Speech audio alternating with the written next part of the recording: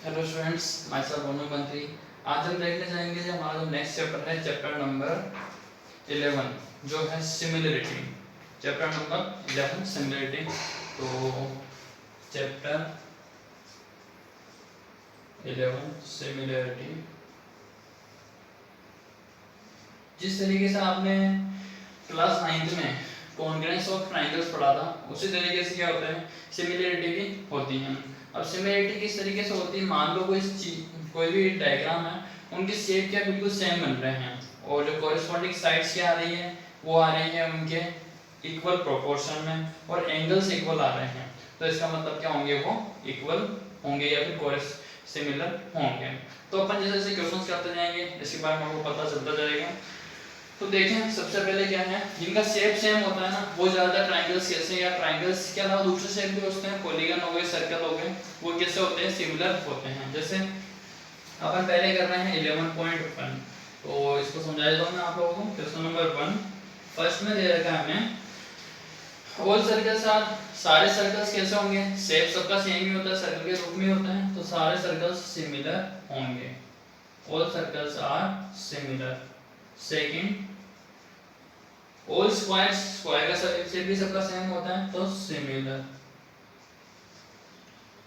Third, all triangles are similar, सारे triangle similar नहीं होते, लेकिन सारे इक्विलेटरल ट्रायंगल्स सिमिलर हो सकते हैं। तो इक्विलेटरल आएगा यहाँ पे, इक्विलेटरल।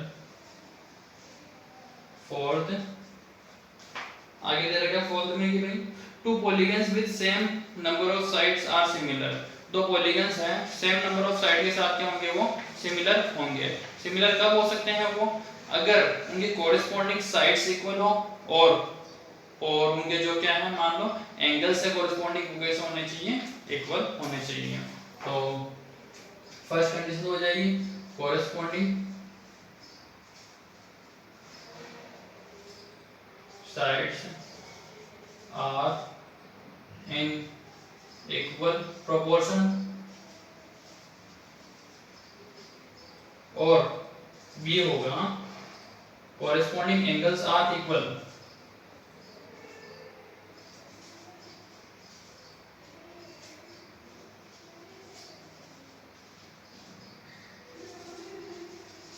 ठीक है ना, ये तो हुई हमारी फिलप्स की बात। नेक्स्ट है क्वेश्चन नंबर 2, उसमें दे रखा है स्टेट द फॉलोइंग ट्रू और फॉल्स, ट्रू और फॉल्स बताना आप लोगों को। तो फर्स्ट देखें, two congruence figures are similar, दो फिगर हैं, अगर वो कॉन्ग्रुएंस है तो सिमिलर होंगे। क्यों? क्योंकि उसके कॉन्ग्रुएंस फिगर में क्या होता है, सारे एंगल्स इक्वल होते हैं और सारी साइड्स भी कैसी होती हैं, इक्वल होती हैं। तो ये प्रॉपर्टी हो गई अपने सिमिलर की। Second, two similar figures are congruent, लेकिन अगर दो सिमिलर फिगर हैं तो कॉन्ग्रुएंट नहीं होते, क्योंकि सिमिलर तो क्या होते हैं, एक स्मॉल सर्कल है और एक बड़ा वाला सर्कल, वो भी क्या होगा, सिमिलर होगा, बट उनकी जो रेडियस है वो इक्वल नहीं होगी। इस वजह से क्या हो गया यहाँ पे फॉल्स, यहाँ पे तो होगा ट्रू और यहाँ होगा फॉल्स। थर्ड में पूछ रखा है हमें कि भाई two polygons are similar if their corresponding sides are proportional. Two polygon, दो पॉलीगन है, वो कैसे होंगे हमारे पास, सिमिलर होंगे if their corresponding sides are proportional. Corresponding sides proportional होने का मतलब ये नहीं होता है कि भाई वो सिमिलर होंगे, तो यहाँ क्या आ जाएगा, फॉल्स। फोर्थ में दे रखा है टू पॉलीगन्स आर सिमिलर, अगर दो पॉलीगन सिमिलर होंगे तब, कब, if their corresponding sides are proportional, corresponding sides तो प्रोपोर्शनल हो और इनके एंगल्स कैसे हो, इक्वल हो, तो ये कंडीशन ट्रू है। फिफ्थ दे रखा है टू पॉलीगन्स आर सिमिलर, दो पॉलीगन सिमिलर होंगे if their corresponding angles are equal, केवल कोरिस्पोंडिंग एंगल्स इक्वल होने का मतलब ये नहीं होता है कि वो क्या होगी, सिमिलर होंगे, तो ये हो जाएगा फॉल्स। ठीक है ना। थर्ड क्वेश्चन, थर्ड में क्या दे रखा है हमें, give any two example of similar figures with diagram. Similar figure के एग्जांपल देने हमें, एक तो स्मॉल सर्कल और एक बड़ा वाला सर्कल, सॉरी स्क्वायर। तो ये क्या हो जाएगा हमारे पास, दोनों A B C D E Q R S, ये स्क्वायर ये भी स्क्वायर। तो ये कैसे हो जाएंगे, दोनों सिमिलर हो जाएंगे। दूसरा एग्जांपल और देना है हमें इसका, तो अपन एक सर्कल का लेते हैं, ये स्मॉल सर्कल और ये बिग सर्कल, ये रेडियस, ठीक है ना। तो ये हो गया कंप्लीट हमारा रेडियस। अपन कुछ भी बता सकते हैं, यहाँ पे मान लो 2 हो गई, ये 4 हो गई, ये 2 और ये 4। हाँ, तो इस टाइप के जो क्वेश्चंस आते हैं, अब क्या है, ये तो जैसे नॉर्मल क्वेश्चन है। अब ट्राइंगल्स को सिमिलर प्रूव कराना होता है हमें। सिमिलर प्रूव कराने के लिए क्या होती है, कुछ थ्योरम्स का यूज करना होगा। तो मैं आपको एक थ्योरम कराने जा रहा हूँ, थ्योरम नंबर 11.1। थ्योरम, इसका प्रूफ भी आ जाता है कभी कभी एग्जाम में, तो है बेसिक प्रोपोर्शनलिटी थ्योरम, जिसको जानते हैं अपन basic proportionality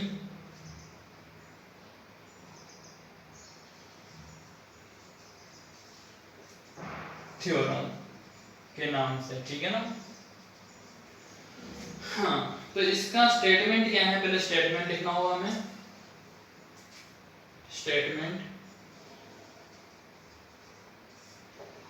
a line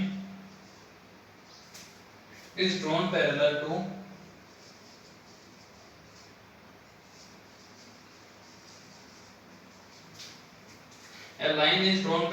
one side of a triangle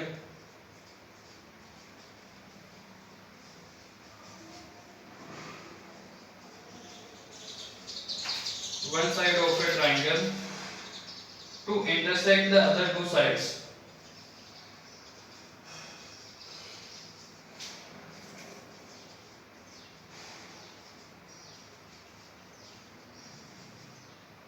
To intersect the other two sides in distinct points.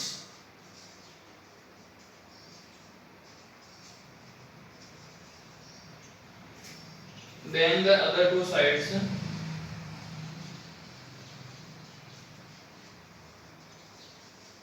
are divided in the same ratio.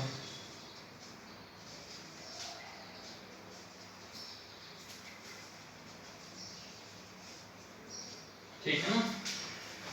तो अब इसको समझने की कोशिश करते हैं अपन। तो प्रूफ में अपन को चाहिएगा एक तो गिवन क्या क्या दिया हुआ है थ्योरम में, और क्या चीजें अपन को लानी होती हैं। सबसे पहले तो डायग्राम ड्रॉ करते हैं। ये हो गया हमारा डायग्राम। डायग्राम में हमें दे रखा है ए बी सी। ए बी सी कोई ट्राइंगल है, क्या दे रखा है, a line is drawn parallel to the one side of a triangle. इस बीसी लाइन के एक लाइन मैंने ड्रॉ करी पैरेलल, जो हो गई बीसी के पैरेलल आ रही है ये डायरेक्शन में, तो फिर ये लाइन कौन सी होगी हमारे पास, डी ई, ठीक है ना।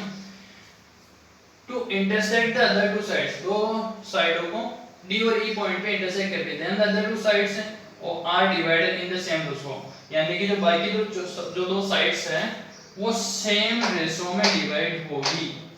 यानी कि एडी और डीबी का रेशो और एई और ईसी का रेशो कैसा आएगा, इक्वल आएगा।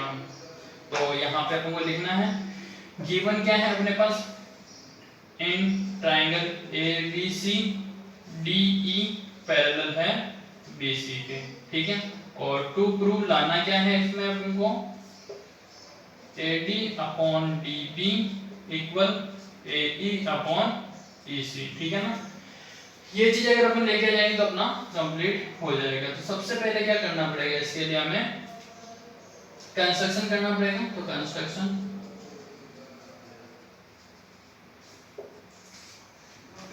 में क्या करना है, हमें एक परपेंडिकुलर ड्रॉ करना है। तो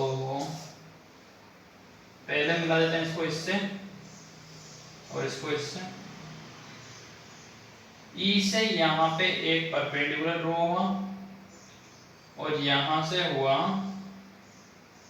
डी से एक परपेंडिकुलर ड्रॉ। तो ये पॉइंट हो गया हमारे पास F और ये पॉइंट हो गया G, ठीक है ना। तो क्या करें अपन ने, परपेंडिकुलर ड्रॉ करें, ड्रॉ लिख देते हैं यहाँ पे, draw each EF perpendicular AB and DG perpendicular AC, ठीक है ना। हाँ, तो अब आ जाते हैं प्रूफ में। जब सोल्व करना अपन स्टार्ट कर रहे हैं तो कि भाई कहाँ से अपन इसको प्रूव करवाएंगे। तो इसके लिए क्या करना होगा, सबसे पहले हमारे पास ट्राइंगल के एरिया निकालना होगा। तो ट्राइंगल का सबसे पहले अपन निकाल रहे हैं एरिया। तो triangle ADE, area of triangle ADE, area of triangle ADE लेके चल रहे हैं तो क्या होगा, half into base into AD into height जो क्या है DE, ठीक है, सॉरी FE है यहाँ पे हाइट हमारे पास, ठीक है ना। फिर इसके बाद अपन दूसरा ट्राइंगल लेकर के चलते हैं DEB। तो एरिया ऑफ ट्राइंगल DEB, ठीक है ना। एरिया ऑफ ट्राइंगल DEB जब लेकर के चल रहे हैं तो वापस यहाँ पे भी half into base into height, half into base कितना है हमारे पास DD, और हाइट जो पहले वाली हाइट FE थी इस बार भी वही होगी, ठीक है ना। इस चीज का ध्यान रखें खास तौर से। तो ये तो हमारे पास हो गया कंप्लीट। अब क्या करना है, इसके बाद नेक्स्ट जो है सेम प्रोसेस इधर के लिए भी करेंगे। ट्राइंगल लेके के चलेंगे AED, ठीक है। तो triangle AED in sorry area of triangle AED, triangle AED, तो base AE half into base AE, और हाइट कितनी है इस बार FE, ठीक है ना। हाइट कितनी होगी अपने पास FE। पहले देखे अपन ने ADE, तो इसमें हाइट के लिए थी FE। अब हाइट जो परपेंडिकुलर लाइन किसके ऊपर जा रही है AD के ऊपर, तो FE वाली तो परपेंडिकुलर है AD के ऊपर, बट हमको परपेंडिकुलर चाहिए AE के ऊपर। AE के ऊपर तो परपेंडिकुलर DG आ रही है, तो यहाँ क्या लेना होगा DG। इस चीज का खास तौर से ध्यान रखें। फिर आ रही है अपने पास DEC triangle, area of triangle DEC equal to half into base EC यानी CE इंटू हाइट, हाइट क्या हो गया हमारे पास DE DG, ठीक है ना। तो ये तो यहाँ तक की बात। अब क्या करते हैं, अपन को लाना है इसका और इसका रेशो इक्वल। तो क्या करते हैं, सबसे पहले इक्वेशन 1 और 2। इक्वेशन 1 में अपन क्या करते हैं 2 का डिवाइड, तो equation 1 divide by equation 2। Equation 1 क्या है हमारे पास, area of ADE upon area of DEB equal, half से हाफ कट हो जाएंगे तो बचेगा क्या, चलो लिख देते हैं एक बार पहले, half AD into FE upon half BD into FE। Cut हो रहे हैं, AD अपॉन DB बच रहे हैं ना, तो AD अपॉन DB, ठीक है। तो यहाँ पे क्या हो गई है, area of triangle ADE upon area of DEB, ठीक है।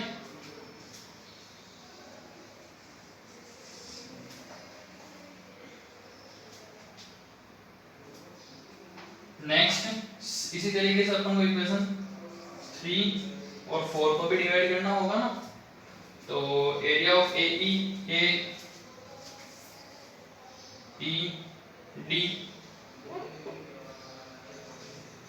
और DEC, तो एरिया ऑफ AE यहाँ पे करते थे 3 divide by 4 AED upon area of DEC,